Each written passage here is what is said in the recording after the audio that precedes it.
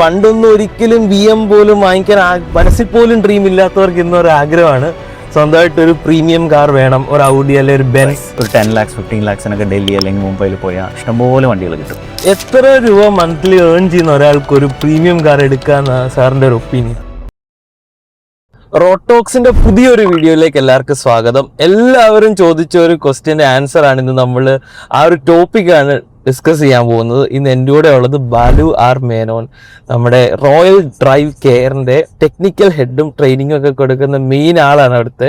അതുപോലെ ഏറ്റവും ഇമ്പോർട്ടൻ്റ് ആയിട്ടുള്ള കാര്യം, വർഷങ്ങളായിട്ട് ഏകദേശം 13 വർഷം അല്ലേ, 13+ years അല്ലേ ഔഡിയില് വർക്ക് ചെയ്തിരുന്ന സാറാണ് നമ്മുടെ കൂടെ ഉള്ളത്. അതുകൊണ്ട് വണ്ടി റിലേറ്റഡ് ആയിട്ടുള്ള ഞങ്ങൾക്ക് എന്ത് ഡൗട്ട്സ് ഉണ്ടെങ്കിലും, എനിക്ക് പേഴ്സണലി എന്ത് ഡൗട്ട് ഉണ്ടെങ്കിലും എല്ലാത്തിനെ പറ്റിയും നല്ല നോളജ് ഉള്ള ആളാണ്. അപ്പം ഞാൻ ചോദിക്കാൻ ഇന്ന് ആഗ്രഹിക്കുന്ന ഒരു ക്വസ്റ്റ്യൻ ഒത്തിരി പേര് ചോദിച്ച കാര്യം, ഞാൻ ഇടയ്ക്ക് ഈ കാര്യം സംസാരിച്ചിട്ടുണ്ട് കേട്ടോ. ഓക്കെ, അതായത് ഇപ്പൊ എല്ലാ സോഷ്യൽ മീഡിയ തുറന്നാലും പ്രീമിയം കാർസ് ആണ്. സ്വിഫ്റ്റിന്റെ പൈസയൊക്കെയാണ് പ്രീമിയം കാർ കിട്ടുന്നത്. അതായത് അപ്പം പണ്ടൊന്നും ഒരിക്കലും BM പോലും വാങ്ങിക്കാൻ മനസ്സിൽ പോലും ഡ്രീം ഇല്ലാത്തവർക്ക് ഇന്നൊരു ആഗ്രഹമാണ് സ്വന്തമായിട്ട് ഒരു പ്രീമിയം കാർ വേണം, ഒരു ഔഡി അല്ലെങ്കിൽ ഒരു ബെൻസ്, ഇങ്ങനത്തെ കാർസ് വേണമെന്ന് ആഗ്രഹിക്കുക. കാരണം അതുപോലെ ചീപ്പായിട്ട് മാർക്കറ്റിൽ അവൈലബിൾ ആണ്. ഒരു ലോൺ എടുത്ത് കഴിഞ്ഞ ദിവസം നമ്മുടെ ഫോളോവറിൽ തന്നെ ഒരാൾ എനിക്ക് മെസ്സേജ് പറഞ്ഞു, ബ്രോ ഞാൻ എൻ്റെ ഡ്രീം കാറായിട്ടുള്ള BM X5 എടുത്തു, 11 ലക്ഷം രൂപയ്ക്ക് ഡൽഹിയിൽ നിന്ന് ഞാൻ ഇവിടെ കൊണ്ടുവന്നു, ലോൺ എടുത്ത. പക്ഷെ അവർക്ക് ഒരു 50,000 സാലറിയിൽ നിൽക്കുന്ന ആൾക്കാർ. അപ്പം ഞാൻ ആദ്യത്തെ ഒരു ക്വസ്റ്റ്യൻ ആയിട്ട് ചോദിക്കുക, ഇത് പേഴ്സണൽ ഒപ്പീനിയൻ ആയിട്ട് പറഞ്ഞാൽ മതി, എത്ര രൂപ മന്ത്ലി ഏൺ ചെയ്യുന്ന ഒരാൾക്ക് ഒരു പ്രീമിയം കാർ എടുക്കാന്ന് സാറിന്റെ ഒരു ഒപ്പീനിയൻ? Like that depends. അത് നമ്മൾ എടുക്കുന്ന ഒരു വണ്ടിയും കൂടെ നമ്മളൊരു വാല്യൂ കാണണം. അതായത് പലപ്പോഴും ആളുകൾ എന്ന് വെച്ച് കഴിഞ്ഞാൽ നമുക്കൊരു 20-25 lakhs പുതിയ കാർ അഫോർഡ് ചെയ്യാൻ പറ്റുന്നത്. ജനറലി നമ്മുടെ ഒരു നാട്ടിലെ ട്രെൻഡ് വെച്ചിട്ട് ഒരു 25 lakhs അഫോർഡ് ചെയ്യാൻ പറ്റുന്ന ഒരാൾക്ക് എന്ന് വെച്ച് കഴിഞ്ഞാൽ അറ്റ്ലീസ്റ്റ് ഒരു മന്ത്ലി ഇൻകം ഒരു 1 lakh എങ്കിലും ഉള്ളവരായിരിക്കും അത് നോക്കുന്നത് മോസ്റ്റ് ഓഫ് ദ ടൈംസ്. കാരണം ബാക്കിയുള്ള നമ്മുടെ എക്സ്പെൻസസും ഇതെല്ലാം കഴിഞ്ഞിട്ട്. പക്ഷേ അത് അഫോർഡ് ചെയ്യാൻ പറ്റുന്ന ഒരാളാണ് പലപ്പോഴും പോയിട്ട് ഒരു പ്രീമിയം കാർ ലൈക്ക് ഒരു 50-60 അല്ലെങ്കിൽ 70-80 lakhs ഒക്കെ ഉള്ള ഒരു car same value like 20-25 lakhs ചിലപ്പോൾ അതിൻ്റെ താഴെ പോയി എടുക്കുന്നത്.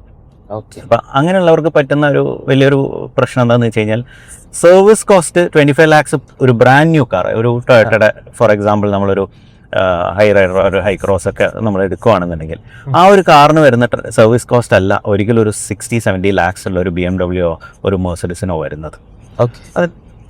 അതിൻ്റെ ഒരു സർവീസ് കോസ്റ്റ് എന്ന് പറയുന്നത് നമുക്ക് നോർമൽ ഒരു നമ്മുടെ ജാപ്പനീസ് കാർ അല്ലെങ്കിൽ ഒരു ഇന്ത്യൻ കാറിനെ കമ്പയർ ചെയ്യുന്നതിനെ വെച്ച് ഒരു 3 times 4 times വരെ ഹയർ ആയിരിക്കും. ജനറലി തന്നെ അതൊരു യൂറോപ്യൻ കാർസിന് അത് കൂടുതലാണ്. പ്രത്യേകിച്ച് കാറിൻ്റെ പഴക്കം കൂടുന്നതിനനുസരിച്ച് അതിൻ്റെ മെയിൻ്റെനൻസ് അതിൻ്റെ ക്വാളിറ്റി ഒക്കെ വെച്ച് അതുവരെയുള്ള പഴയ യൂസ് ചെയ്ത ഒരാളുടെ ഇതൊക്കെ വെച്ചിട്ട് നോക്കുമ്പോൾ ചിലപ്പോൾ അത് വളരെ ഒരു 4 times 5 timesൻ്റെ മേളിൽ അത് പോകാനുള്ള സാധ്യത വളരെ കൂടുതലാണ്.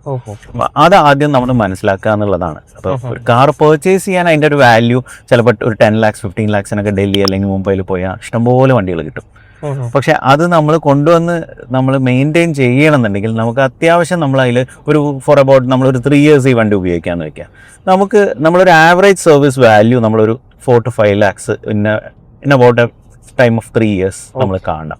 അത് നോർമൽ സർവീസ് ആണോ അതോ? അല്ല, സർവീസും മെയിൻ്റെനൻസും കംപ്ലൈൻസും കൂടിയിട്ട് ഇത് ഒരു ആവറേജ് വാല്യൂ ആണ്. ഇത് ഒരിക്കലും ഒരു ഈ ഒരു ടൈം ഇതിൽ നിൽക്കണമെന്നില്ല. ഇപ്പോൾ ഒരു എഞ്ചിനോ ഗിയർ ബോക്സിനോ ട്രാൻസ്മിഷൻ അല്ലെങ്കിൽ ഒരു കൺട്രോൾ മോഡ്യൂളിനൊക്കെ ഒരു ക്രിട്ടിക്കൽ പ്രോബ്ലം വന്നാൽ ഈ cost can go up.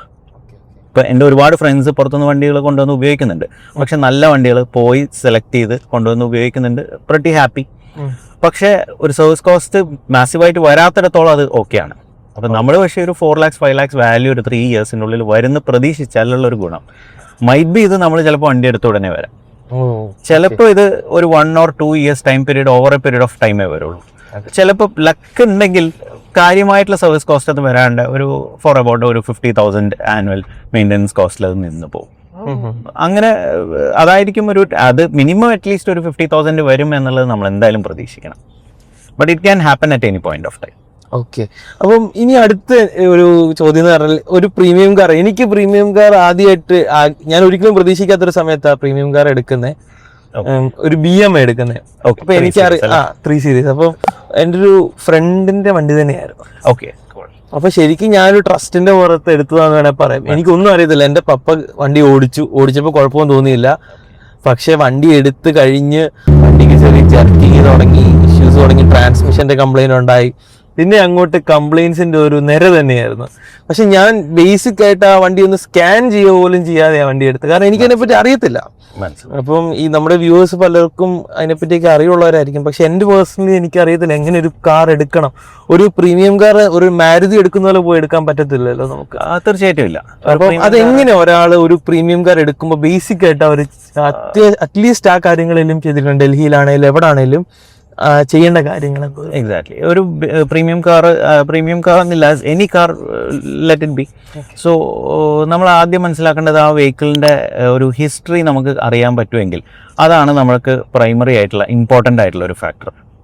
Okay, ആ ഒരു ഹിസ്റ്ററി നമ്മൾ കിട്ടുകയാണെന്നുണ്ടെങ്കിൽ നമുക്ക് വെഹിക്കിളിന്റെ ഏകദേശം ഒരു ഐഡിയ നമുക്ക് അറിയാൻ പറ്റും. ഓക്കെ, അപ്പോൾ ആ ഒരു ഏകദേശം ഐഡിയ എന്ന് വെച്ച് കഴിഞ്ഞാൽ ആ വണ്ടിക്ക് ഇതിനു മുന്നേ എന്തെങ്കിലും കംപ്ലയിൻസ് വന്നിട്ടുണ്ടോ, അല്ല ഇതെന്തെങ്കിലും ഫ്ലഡ് എഫക്റ്റഡ് ആണോ, അല്ല മേജർ ആക്സിഡൻറ്റ്സ് എന്തെങ്കിലും സംഭവിച്ചിട്ടുണ്ടോ, അല്ല മൈറ്റ് ബി നമ്മുടെ നാട്ടിൽ വളരെ കോമൺ ആയിട്ടുള്ളൊരു ഇതാണ് റാറ്റ് ബൈറ്റ് അല്ലെങ്കിൽ റോഡൻ ബൈറ്റ്സ് എന്ന് പറയുന്നത്.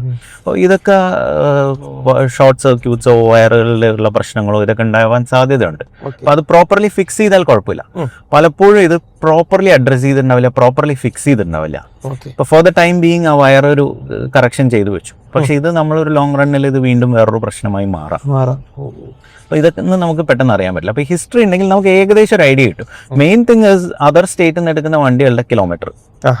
അപ്പോൾ നമുക്ക് ഏകദേശം over a period of time നമുക്കൊരു 1 ഇയറിൽ ഇത്ര കിലോമീറ്റർ ഓടിയ വണ്ടിയാണ് അല്ലെങ്കിൽ ഇതാണ് ഇതിൻ്റെ ഓടിയത് എന്നുണ്ടാകുമ്പോൾ നമുക്കൊരു ജെന്യൂനിറ്റി അതിൽ മനസ്സിലാക്കാൻ പറ്റും. അപ്പോൾ അതുവരെ ടാമ്പർ ചെയ്യാൻ കഴിവുള്ളവരുണ്ട്. എന്നാൽ പോലും നമുക്ക് ഈ കിലോമീറ്റർ ചേഞ്ച് ചെയ്ത് കഴിഞ്ഞാൽ ഒരു റെഡ് ഡോട്ട് വരുമെന്നുള്ളത് അങ്ങനെ വല്ലതും ഇല്ല, അങ്ങനെ അറിയാൻ പറ്റില്ല. ഇല്ല, അത് പലപ്പോഴും അതായത് വണ്ടിയുടെ മോഡലിനനുസരിച്ച് ഡിപ്പെൻഡ് ചെയ്യും. ഇപ്പോൾ പഴയ മോഡൽസ് പല വണ്ടികളും നമുക്ക് ടാമ്പർ ചെയ്ത് കഴിഞ്ഞാൽ ഒരിക്കലും കണ്ടുപിടിക്കാൻ പറ്റില്ല. പിന്നെ ഒരു ടൈമിന് ശേഷമുള്ള വണ്ടികളിൽ കീ നമുക്ക് മാറ്റാൻ പറ്റില്ല. വണ്ടിയിൽ ഡാഷ്ബോർഡിൽ കിലോമീറ്റർ മാറും ഇൻസ്ട്രുമെന്റ് ക്ലസ്റ്ററിൽ, പക്ഷെ കീയിൽ ആ ഡാറ്റ അവിടെ സേവ് ആയിരിക്കും.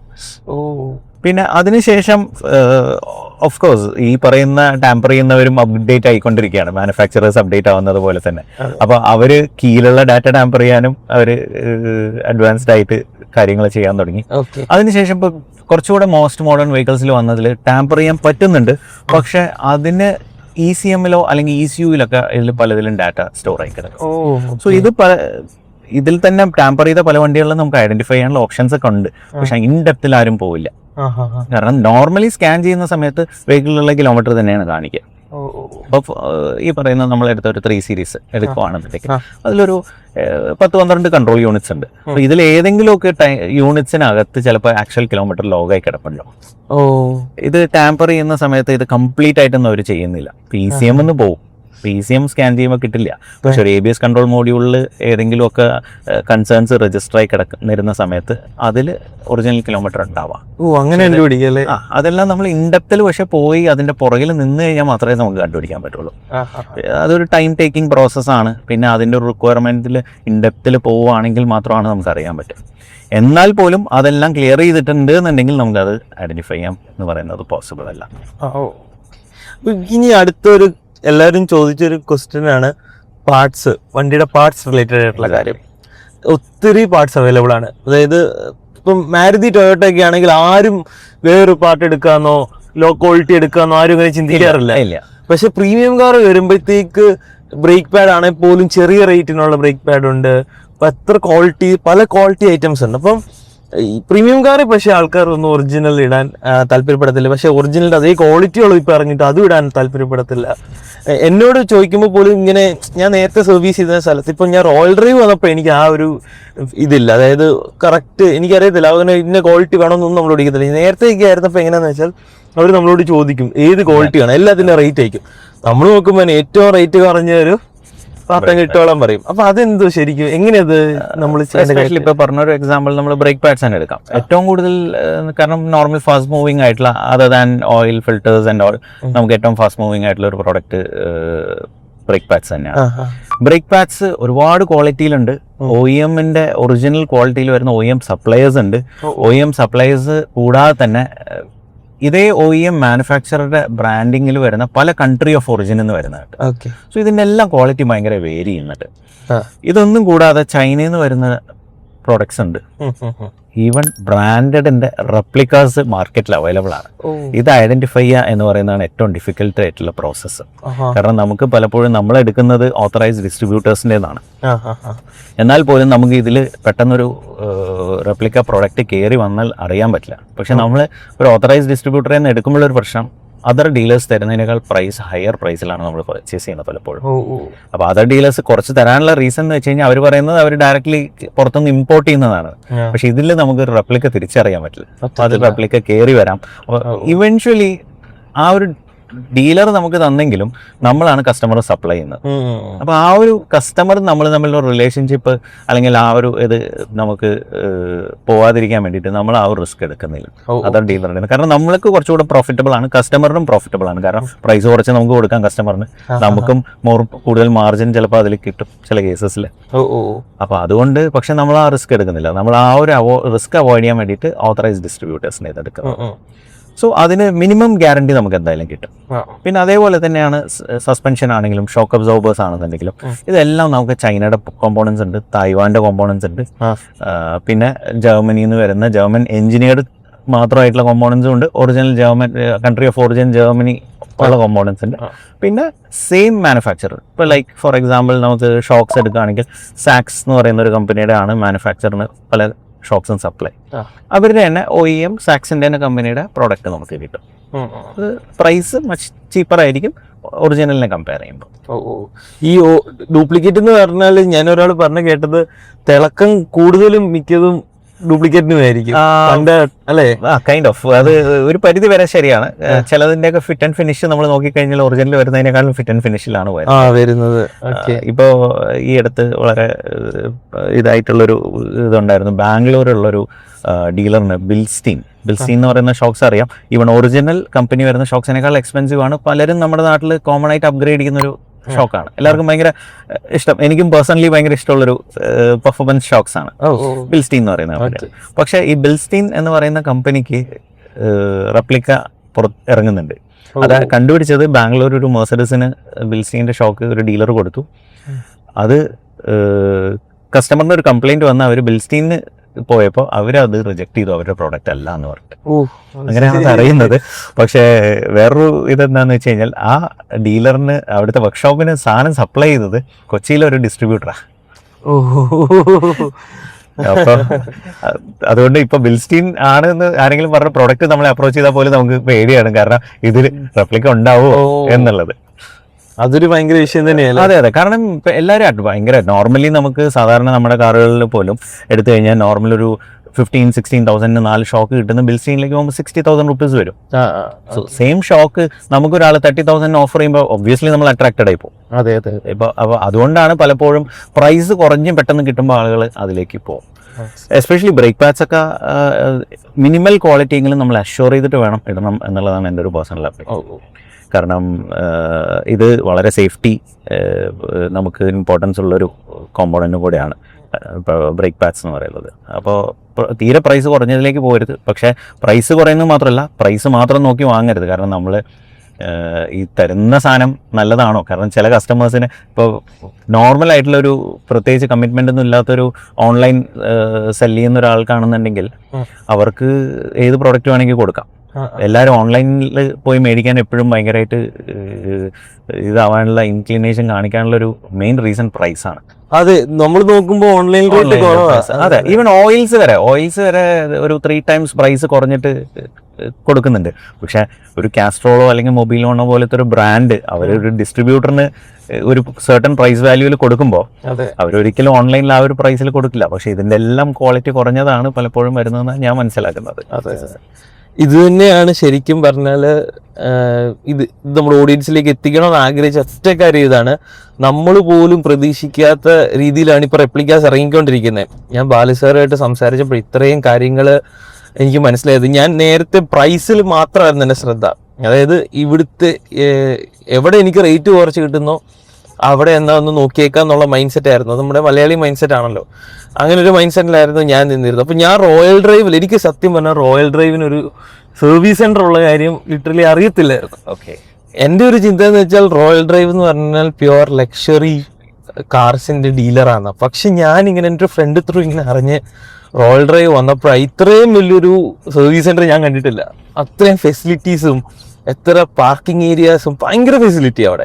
അപ്പം ഞാൻ അവിടെ വെച്ച ബാലുസാറിനെ കണ്ടത് എനിക്ക് എന്തൊക്കെ ഡൗട്ട് ഉണ്ടായിരുന്നു, എൻ്റെ കാറിലെ മൈന്യൂട്ട് കംപ്ലയിൻസും കാര്യങ്ങളും എല്ലാം റെക്ടിഫൈ ചെയ്ത് കണ്ടുപിടിച്ച് തന്ന്, അത് ഇത്ര ഡീറ്റെയിൽ ആയിട്ട് നമുക്ക് പോലും കണ്ടുപിടിക്കാൻ പറ്റാത്ത കാര്യങ്ങൾ, ഡ്യൂപ്ലിക്കേറ്റ്സ് ആണോ അത് ഒറിജിനൽ ആണോ കറക്റ്റ് കിലോമീറ്റർ ആണോ, ഇപ്പോൾ ഒരു വണ്ടി എടുത്ത് കൊണ്ടുവന്നാൽ തന്നെ ക്ലിയർ ആയിട്ടും നമുക്കൊരു സ്റ്റഡി നടത്താൻ പറ്റില്ല. തീർച്ചയായിട്ടും നമ്മൾ നേരത്തെ ഡിസ്കസ് ചെയ്ത ഒരു പോയിന്റ്, അതായത് ഒരു യൂസ് കാർ എടുക്കുമ്പോൾ എന്തൊക്കെ ശ്രദ്ധിക്കണം എന്നുള്ളത്. അപ്പൊ അതിൽ നമ്മൾ പറഞ്ഞത് ഒരു സ്കാൻ ചെയ്യുന്നത് ഒരു പാർട്ട് ഓഫ് ദ ഏരിയ ആണ്.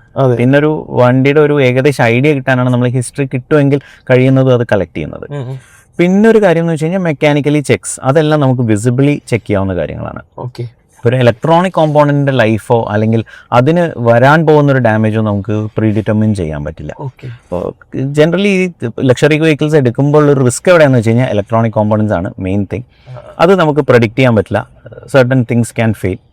പിന്നെ നമുക്ക് ഓയിൽ കണ്ടീഷൻ, ഫിൽറ്റർ കണ്ടീഷൻ, അല്ലെങ്കിൽ മെക്കാനിക്കലി ബുഷസ്, സസ്പെൻഷൻ്റെ ഷോക്ക് ലീക്ക് ഉണ്ടോ, അങ്ങനെയുള്ള കാര്യങ്ങളൊക്കെ നമുക്ക് അറിയാൻ പറ്റും. ഇപ്പോൾ ഒരു എയർ സസ്പെൻഷൻ്റെ ലൈഫ് തീരാറായോ എന്നുള്ളത് നമുക്ക് അറിയാൻ പറ്റില്ല. അതൊക്കെ നമുക്ക് ഏകദേശം ഒരു ലൈഫ് വെച്ച് പ്രഡിക്റ്റ് ചെയ്യാം എന്നുള്ളതേ ഉള്ളൂ. അതർവൈസ് നമുക്ക് അതിൽ ഐഡന്റിഫൈ ചെയ്യാനോ കണ്ടുപിടിക്കാനോ നമുക്ക് പോസിബിൾ അല്ല. Okay okay. അപ്പം ഇതുപോലെ തന്നെ നമ്മുടെ ഇപ്പം ഒരു പ്രീമിയം കാർ എടുത്തു കഴിഞ്ഞാൽ അതിന്റെ പെയിന്റിന്റെ കാര്യങ്ങൾ നമുക്ക് ചെക്ക് ചെയ്ത് കറക്റ്റ് അറിയാൻ പറ്റുമോ? തീർച്ചയായിട്ടും. പെയിന്റ് ഇപ്പൊ നമുക്ക് തന്നെ ചെക്ക് ചെയ്യാൻ ഒരുപാട് മറ്റേ മാർക്കറ്റിൽ ടൂൾസ് അവൈലബിൾ ആണ്. പെയിന്റിന്റെ ഡെപ്തും പെയിന്റിന്റെ തിക്നെസ്സും എന്ത് മെറ്റീരിയൽ ആണ് എന്നുള്ളതൊക്കെ മെഷർ ചെയ്യാവുന്ന ടൂൾസ് നമുക്ക് അവൈലബിൾ ആണ്. സോ ആ ഒരു ടൂൾ വെച്ച് നമ്മൾ ചെക്ക് ചെയ്യുകയാണെന്നുണ്ടെങ്കിൽ എത്ര തിക്നെസ്സിലാണ് പെയിന്റ് ഉള്ളത്, ഈവൺ ആണോ അത് നോർമലി പെയിന്റ് ചെയ്തിട്ടുള്ള വെഹിക്കിളൊക്കെ ആണെന്നുണ്ടെങ്കിൽ ചിലപ്പോൾ ഈവൺ ആവണമെന്നില്ല. പുട്ടി ഉണ്ടെന്നുണ്ടെങ്കിൽ അതിന്റെ തിക്നെസ് കൂടും. സോ ഈ ഒരു കാര്യങ്ങളൊക്കെ അത് വെച്ചിട്ട് നമുക്ക് മെഷർ ചെയ്യാൻ പറ്റും. പിന്നെ പലപ്പോഴും റീപെയിന്റഡ് അല്ലാത്തൊരു വണ്ടി കിട്ടുക എന്ന് പറയുന്നത് ഡിഫിക്കൽട്ടാണ്. 1, 2, 3 പാനൽസ് ഒക്കെ റീപെയിന്റഡ് ആയിരിക്കും. അത് റീപെയിന്റ് ചെയ്യുന്നതുകൊണ്ട് തെറ്റില്ല, പക്ഷെ എത്രത്തോളം അത് പ്രോപ്പർലി ആണ് ചെയ്തതെന്നുള്ളതാണ് അതിന്റെ ഫാക്ട്. അപ്പം നിങ്ങൾക്കൊരു പ്രീമിയം കാർ ഉണ്ടെങ്കിൽ, അല്ലെ വാങ്ങിക്കാൻ ആഗ്രഹിക്കുന്നെങ്കിൽ, പ്രീമിയം കാർ ഉണ്ടെങ്കിൽ ഞാൻ എപ്പോഴും സജസ്റ്റ് ചെയ്യുന്ന റോയൽ ഡ്രൈവ് കെയറിലോട്ട് വന്നിട്ട് ആ കാർ ഒരു പ്രാവശ്യം അവിടെ വന്നൊന്ന് എക്സ്പീരിയൻസ് ചെയ്യണം. ഇത് ഒരിക്കലും പ്രൊമോട്ട് ചെയ്യുന്നത് പ്രൊമോഷനൊന്നും അല്ല. ഞാൻ ജെന്യൂൻ ആയിട്ട് പറയുന്ന ബാലു സാർ ഡീറ്റെയിൽ ആയിട്ട് കാര്യങ്ങൾ പറഞ്ഞു തരും. നമുക്കുള്ള സംശയങ്ങളും കാര്യങ്ങളും ഒത്തിരി ഇതിൻ്റെ അകത്ത് സ്കാമും കാര്യങ്ങളും ഉള്ള ഒരു ഏരിയ ആയി പ്രീമിയം കാർ. ഭയങ്കരമായിട്ട് വളരെയധികം. നമുക്ക് പ്രീമിയം എന്നല്ല, പൊതുവെ ഓട്ടോമൊബൈൽ സെഗ്മെന്റിൽ സാധാരണ ഒരാളാണെന്നുണ്ടെങ്കിൽ വളരെ നോർമൽ ആയിട്ടുള്ള ഒരു കസ്റ്റമറിന് പെട്ടെന്നൊരു കംപ്ലൈന്റ് ഐഡന്റിഫൈ ചെയ്യാന്ന് പറയുന്നത് പ്രാക്ടിക്കലി പോസിബിൾ അല്ല, ലിറ്ററലി ഇമ്പോസിബിൾ ആണ്. ഫ്ലഡ് വണ്ടി വരെ വളരെ നമ്മൾ തന്നെ ഒരുപാട് കഷ്ടപ്പെട്ടിട്ടാണ് അത് ഫ്ലഡ് ആണ് എന്നുള്ള ഒരു ഇതിലേക്കൊക്കെ എത്തുക. കാരണം നമ്മൾ ഡൗട്ട് വന്നാൽ പോലും നമുക്ക് ഇമ്മീഡിയറ്റ്ലി അയ്യോ ഇത് ഫ്ലഡ് ആണെന്ന് പറഞ്ഞ് റിജക്ട് ചെയ്യാൻ പറ്റില്ല. പക്ഷെ നമ്മൾ അതിൽ ഒരുപാട് നമ്മൾ ടൈമും എഫേർട്ടും ഇട്ട് ഒരുപാട് ആസ്പെക്ട്സ് ചെക്ക് ചെയ്ത്, കാരണം പല സ്ഥലങ്ങളിൽ നിന്നും ഫ്ലഡ് വണ്ടി വരുന്നത് അതുപോലെ ക്ലീൻ ആക്കി വളരെ നീറ്റ് ആക്കിയിട്ടാണ്. പെട്ടെന്ന് അത് ഐഡന്റിഫൈ ചെയ്യാൻ പറ്റില്ല. പിന്നെ നമുക്ക് എക്സ്പീരിയൻസ് കൊണ്ടുള്ള ചെറിയ ചെറിയ ഡൗട്ടുകളോ അല്ലെങ്കിൽ നമുക്ക് സിംറ്റംസ് ഒക്കെ വെച്ചിട്ടാണ് നമ്മൾ പിന്നെ ഫർദർ നോക്കുക. അപ്പോൾ അങ്ങനത്തെ ഒരു വെഹിക്കിളൊക്കെ ആണെന്നുണ്ടെങ്കിൽ ചിലപ്പോൾ ഇലക്ട്രിക്കൽ കംപ്ലയിൻസ് ഒക്കെ അതിനെ ഫിക്സ് ചെയ്യുക എന്ന് പറയുന്നത് ഭയങ്കര ഡിഫിക്കൽട്ടാണ്. സോ അതിൻ്റെ ഒരു പെയിൻ എന്ന് പറയുന്നത് ബേസിക്കലി കസ്റ്റമറിനാണ്. കാരണം പൈസ കൊടുത്ത് മേടിച്ചിട്ട് പിന്നെ അത് വണ്ടി പ്രോപ്പർലി ഉപയോഗിച്ച് നടക്കാൻ പറ്റാതെ വരുന്നത് എന്ന് പറയുന്നത് അവരുടെ വലിയൊരു പെയിനാണ്. അപ്പം നമ്മുടെ അടുത്ത് വരുമ്പോൾ നമുക്കും അതൊരു ഹെൽപ്പ് ചെയ്യാൻ പറ്റാത്തൊരു സിറ്റുവേഷനൊക്കെ വരുമ്പോൾ അത് നമുക്കും കൂടെ വളരെ ബുദ്ധിമുട്ടുള്ളൊരു കാര്യമാണ്. ഓക്കെ, അപ്പോൾ ഇന്നത്തെ വീഡിയോ വളരെ യൂസ്ഫുൾ ആണെന്ന് വിചാരിക്കുന്നു. നല്ല വാല്യുബിൾ ആയിട്ടുള്ള ഇൻഫർമേഷനാണ് നമ്മൾ ഈ വീഡിയോയിലൂടെ പാസ് ചെയ്തത്. അപ്പം നിങ്ങൾ ഫുൾ കണ്ടെങ്കിൽ ഇത് 100% വർത്തായിരുന്നു. എനിക്ക് ഒത്തിരി കാര്യങ്ങൾ ഇതിൽ നിന്ന് പഠിക്കാൻ പറ്റി, നിങ്ങൾക്ക് പഠിക്കാൻ പറ്റുമെന്ന് വിചാരിക്കുന്നു. അടുത്ത് നമ്മളൊരു വീഡിയോ ഇടുന്നുണ്ട്, അതായത് പല ബ്രാൻഡുകൾ, അതായത് ഔഡി, ബെൻസ്, BM. ഒരു വണ്ടി എടുക്കുന്ന ഒരാളെ സംബന്ധിച്ച് ഏത് ഇയർ കാറാണ് അല്ലെങ്കിൽ ഏത് മോഡലാണ്, ഓരോ മോഡലിനും അതിൻ്റെതായ ഗുണങ്ങളും ദോഷങ്ങളും ഉണ്ടായിരിക്കും അല്ലേ? അപ്പം ആ ടോപ്പിക്കൊക്കെ ഒരു സസ്പെൻസ് ആയിട്ട് ഈ വീഡിയോയിൽ നിൽക്കട്ടെ. അടുത്ത വീഡിയോയിൽ നമ്മളത് ഡിസ്ക്ലോസ് ചെയ്യുന്നതായിരിക്കും. സാറിൻ്റെ എക്സ്പീരിയൻസ് വെച്ചത് നമ്മളോട് പറയുന്നതായിരിക്കും. അത് നിങ്ങൾ ഒരിക്കലും മിസ്സാക്കാതെ കാണണം. അപ്പം നെക്സ്റ്റ് വീഡിയോയിൽ നമുക്ക് കാണാം. Thank you.